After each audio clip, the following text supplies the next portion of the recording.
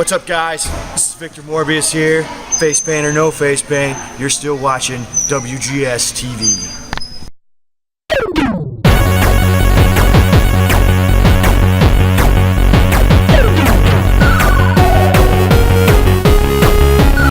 You have warped your way into another episode of WGS-TV right here on YouTube.com/WrestleGamer. I'm the WrestleGamer Dylan B. We're going to be talking about Monday Night Raw from last night, or officially the week of June 1st, 2015 here on the review.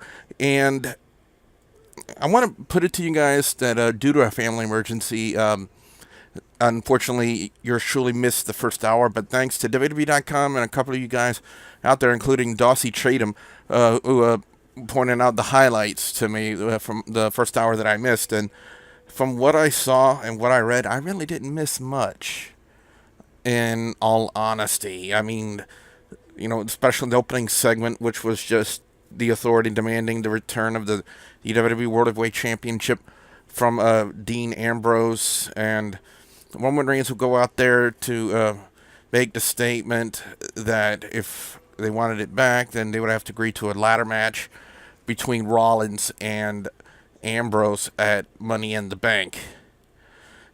I still think right now, guys, that WWE doing Elimination Chamber really, to me, hurts the pay-per-view schedule. Because it's 2 weeks after Payback and 2 weeks prior to Money in the Bank. Is that really a sufficient amount of time to build up angles and build up storylines for Money in the Bank? Now, Ambrose and Rollins might be a little bit of an exception, but I will say this, though. Their ladder match at Money in the Bank better be damn better than what they did at Elimination Chamber, because to me, that was just literally disgusting what they did. Especially when the crowd didn't pop throughout the entire match except for the false finish. That's when you could tell a match is bad. The Authority would try to stick it to Roman Reigns, as it were, as I move a little bit here to try to get more comfortable. I don't have a chair in here, guys, but it wouldn't hurt for me to get in shape.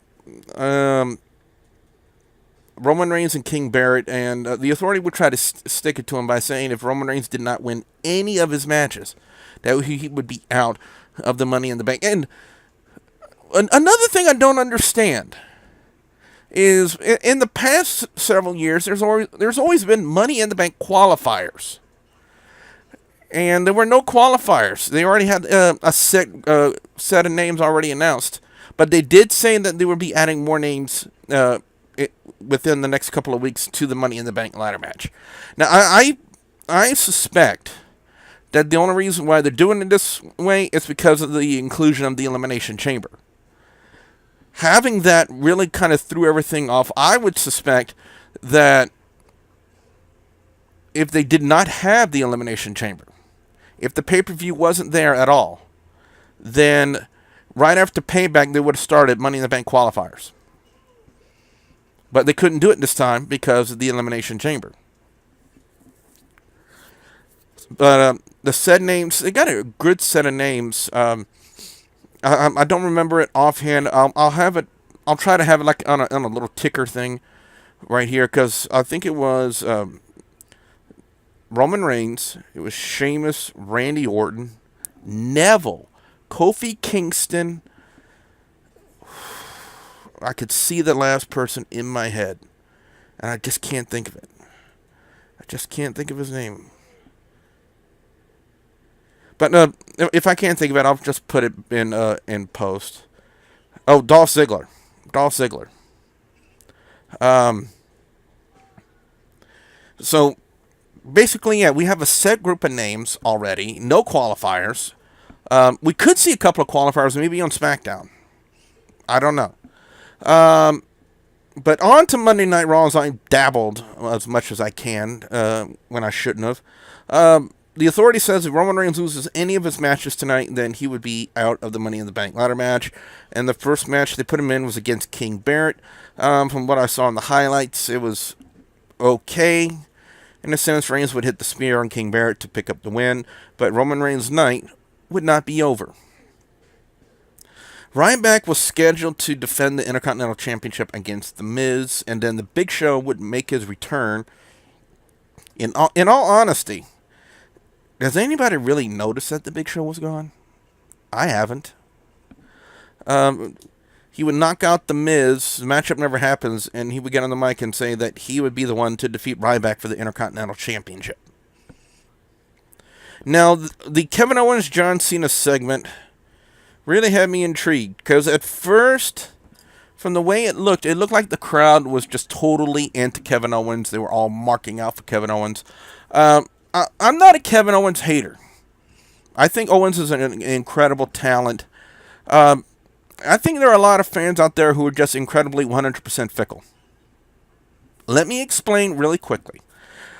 At the beginning of the segment, everybody was into the guy. They're doing the whole John Cena sucks thing. They were fight Owens fight and whatnot. Cena would come out and cut a passionate promo, even though I've heard a lot of people in the YWC call it a somewhat boring promo.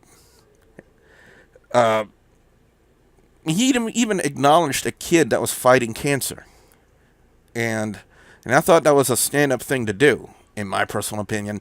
And still, people want to boo the guy, even though he's doing all kinds of things. Even Andy, the son of a bitch, Andy even says that John Cena does more than anybody in the WWE. Now, what I'm saying about that right now does not discredit the credibility of Kevin Owens and what an amazing talent he is, because there's no denying that. Why are we having another match with these two at Money in the Bank? I don't understand that.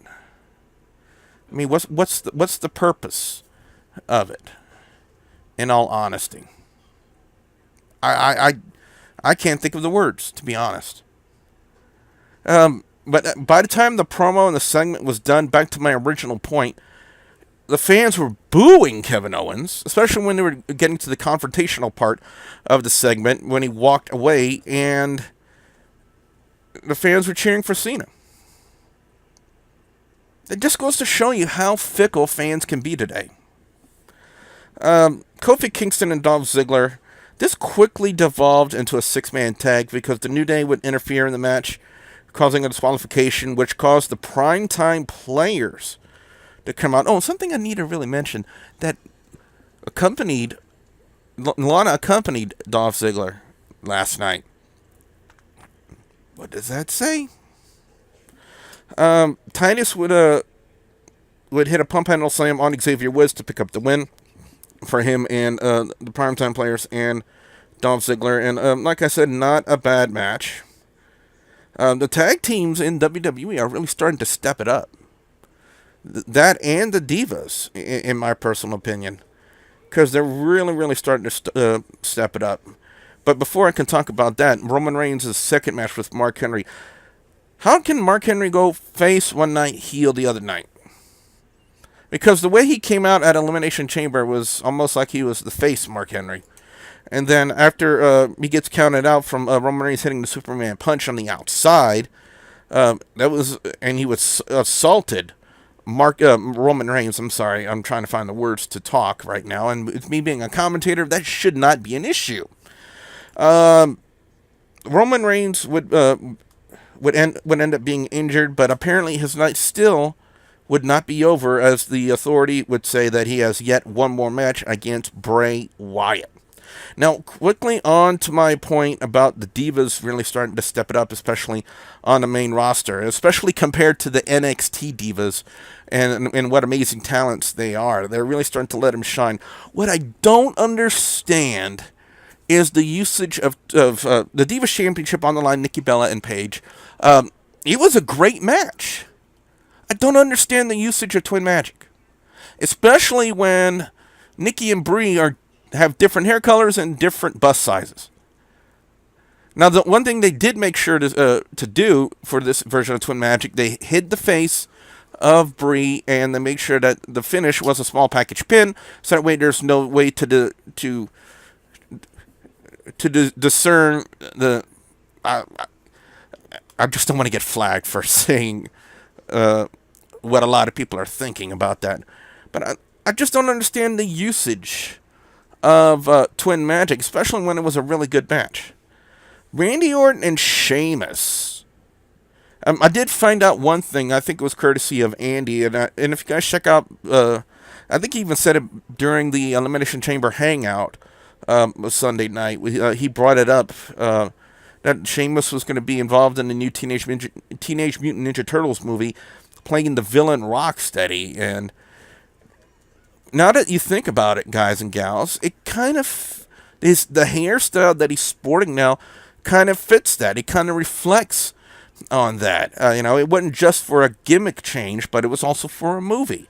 And so now that I know that, I'm actually looking forward to see how he performs in that role. But Sheamus would end up using a steel chair on Randy Orton to cause a disqualification and just take it to Randy Orton. I got a question for you guys. Where's Randy Orton been since Payback? This has really been his first Monday Night Raw since Payback. You would think he would be involved in Elimination Chamber in somewhat or in some form, but there was no sign of Randy Orton. Just saying. Bo Dallas and Neville, do I really give a flying you-know-what about this match? No. Bo Dallas would come out saying, you know what, Neville, I was trying to help you, now I want to hurt you, leading me to believe that they might draw this out even more by having Bo pick up the win. Instead, it was almost a carbon copy of what we saw at the Elimination Chamber. Neville hitting Red Arrow on Bo Dallas to pick up the win. If anything, guys, I think Bo Dallas got buried. I could be wrong, but what has Bo Dallas done? He had a good start, but he's just kind of faded, and now he's probably just on the Adam Rose level, in my opinion. I think it would suit Bo Dallas better to go back to NXT. He's probably used better in NXT. There are a lot of talent right now that's on the main roster that would be better suited to be back on NXT. But I'll save that for another video. Finally, Roman Reigns and Bray Wyatt. The Authority would attempt to interfere, which actually backfires in their faces. Roman Reigns would spear Wyatt to pick up the win. And here's another question. Why wasn't Bray Wyatt involved in the Elimination Chamber? In fact, I even got a better question. I think we even talked about it on the Elimination Chamber Hangout. Why wasn't Bray Wyatt in the Intercontinental Championship Elimination Chamber match instead of Mark Henry? Wouldn't it have made more sense to have Bray Wyatt in there? Dean Ambrose would make a surprise appearance with the championship belt. Return it to Rollins for about 5 seconds, then hit the Dirty Deeds, took the title belt back, and there was pretty much adios, and that's pretty much how Monday Night Raw ended. Overall score, I really don't want to give it too much of a definitive score since I really didn't see the first hour beyond the highlights. Excuse me. I'm going to say best match of the night. I'm going to go to the 6-man tag with the Primetime Players and Dolph Ziggler taking on the New Day. I actually thought it was a really, really decent match. And in all honesty, I'm going to give the Divas Championship match between Nikki Bella and Paige a very close second. Not very often you'll hear me say that on here. Worst match of the night, Bo Dallas and Neville. Why? And that wasn't a bad match per se, but what was the point? I don't understand that. Going to social media now, guys, for social media reviews. We got a couple of them. First from Yell Vanderdresch. Yell, what's up? How you doing? He said he kind of felt as a too long Raw this week due to the long feeling after rated a 3 or a 3.5 out of 5. I have a lot of expectations following Elimination Chamber. Those were answered with a good opening segment. A ladder match between Rollins and Ambrose will deliver good and ends the discussion as well. Ambrose not being at the show until the very end of the main event was a good booking as well in my eyes. I gotta agree with you right there on that one, Yell. Having Roman Reigns do a match 3 times in one night, I like Reigns, but perhaps more than any other WWE fan. But please, WWE creative, never make us sit through that again. What a drag. Owens versus Cena is secretly growing into perhaps the feud of the year. And Yell, that's probably the understatement of the year, in my opinion, Yell. That's probably the feud of the year. You can feel the competition between them. I hope they can keep them booked solid like they're doing now. But what are they going to do with the NXT Championship? I mean, they even made the announcement that on SmackDown that Kevin Owens is going to have his own little NXT Championship Open Challenge. Are they going to have him drop it on SmackDown? Okay, let's see. I am happy that Ryback is the Intercontinental Champion in my eyes. He surely deserves it. I was also generally interested in his first opponent. That turning out to be the Big Show has ended the interest in it. I hope this will not be a drag, but knowing Big Show, I'm going to cringe. You're probably not the only one there, Yell. The booking for the Money in the Bank ladder match is slowly building up as well. A good physical showing between Orton and Sheamus. Hopefully that means a good physical ladder match as well. With Kofi, Kingston, and Neville in the same ladder match, I really think that we're going to get that. Yeah, we're definitely going to get that. Those are my thoughts on Raw. I've got a question for you. Who do you see becoming this year's Mr. Money in the Bank? In all honesty, I would love to see Neville with it. Because he's been on such a roll. He was one of the longest reigning NXT champions currently in NXT history. And I would love to see them put the Money in the Bank briefcase on him and see what they can do. That would be what my heart says. My brain would say probably Sheamus.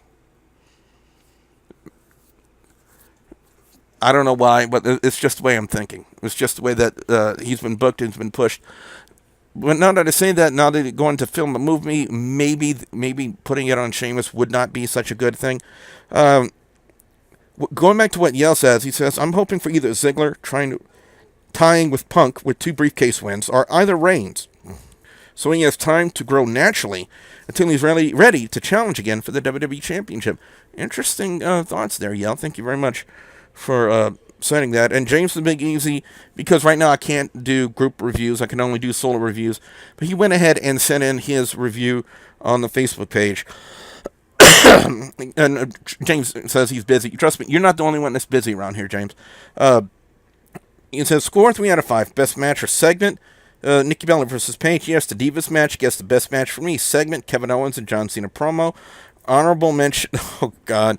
There's a reason why I didn't bring up the Sonic audition segment. There was a reason why I didn't want to mention that. Thanks, James. Thank you very much for making me say it on here. Worst match, Roman Reigns versus Mark Henry. Oh, by the way that James has it worded on here, he says, honorable mention, Sonic brother. 5 list of notes. All right, number 1. So anytime Dean Ambrose steals the title, that title match becomes a ladder match at the next pay-per-view? Okay. Number 2. The Bellas should not have been faces in the first place. Interesting they brought back Twin Magic, but should have been obvious on the Switch, but who am I to question WWE logic? I think a lot of people are asking themselves that question. I wonder how long this Paige Nikki Bella feud will last, and I wonder if Nikki Bella will beat AJ Lee's 295 days reign as Divas Champion. It kind of looks that way, James. Number 3, I kind of knew the Authority was trying to get rid of Roman Reigns from the Money in the Bank ladder match. Number 4, I want Sonic Shakes now, brother. I hate you, James! And 5, that Cena Owens promo. Wow. So, again, guys, whenever I do reviews, you guys send them into the Facebook page or Twitter, and I will read them out loud for the review here on YouTube. So what I want to know from you guys out there who are watching this now, the viewers and subscribers, your thoughts on Monday Night Raw this week. What are your overall scores? What are your picks for best and worst match or segment of Monday Night Raw this week? I definitely want to know what you guys have to say out there. Be sure to put your comments in the comment section below. Don't forget to zap that like button. Be sure you check me out on social media, Facebook, Twitter, and Instagram. Be sure you also view Mid-South Extreme every Saturday, 9 a.m. Trust me, guys, I will get back to putting those videos up. It's harder than it looks to edit those things, trust me. Also, new gameplays every day, except on Saturdays, 9 a.m. Central Time. Be sure you check out more of them in the annotations at the end of this video, and the links will be in the description box below. So with that being said, I'm the Russell Gamer, Double Bean Bully Dojo, saying I'm going to get me a Sonic Shake, brother.